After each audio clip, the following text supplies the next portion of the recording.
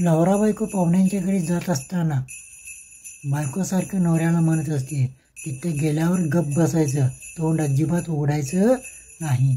असंच एकदा माझ्या बायकोनं मला म्हणाली, अहो तिथे गेल्यावर गप्प बसायचं, तोंड अजिबात उघडायचं नाही.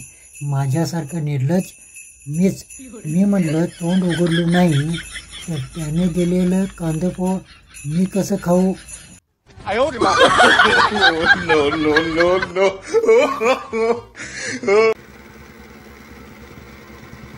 पप्पा तुमची पाठ सारखी दुखत्या, पाठ दाबायला असली मशीन आणली आहे काय?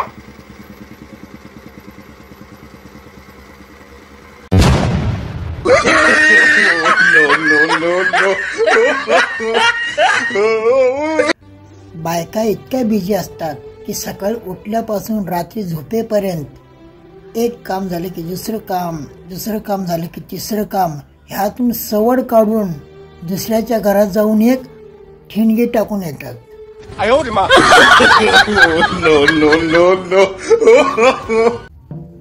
आज तू लई खुश दिसलात. आईनं कपाटाच्या चाव्या दिल्या ना तुझ्याकडं. कुठलं खुश? खुश आमच्या नशिबातच नाहीये.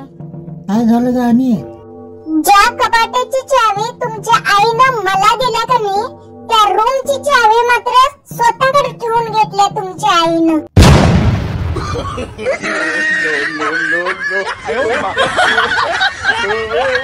पोरे तसं करायचं नाही ग, ते असं करत दाखवतो. थांब काका, तुम्ही दुसऱ्यांना एवढं शहाणपण सांगताय, तुमचं घरात कोण ऐकतंय काय? ऐकतात की, पण ह्या कारणानं ऐकतात आणि ह्या कारणानं सोडून देतात ग. जोर का झटका है जोरों से लगा लगा. लोक आपल्याला चांगलं म्हणायची जर आपली इच्छा असेल तर आपण कुत्र्यावानी इमानदार आणि गाढवावानी काम करायला पाहिजे.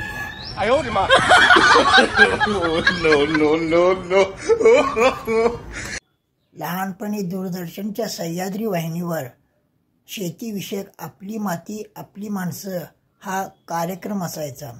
पण आता आपल्या जीवनामध्ये आपली माती आहे पण आपली माणसं कोणच नाही राहिलीत.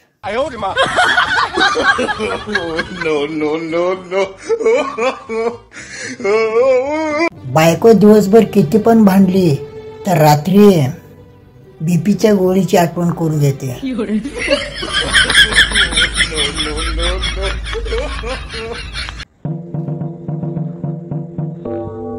काय पण म्हणा, गौंडी लोक लाईन मारायला एक नंबर असते.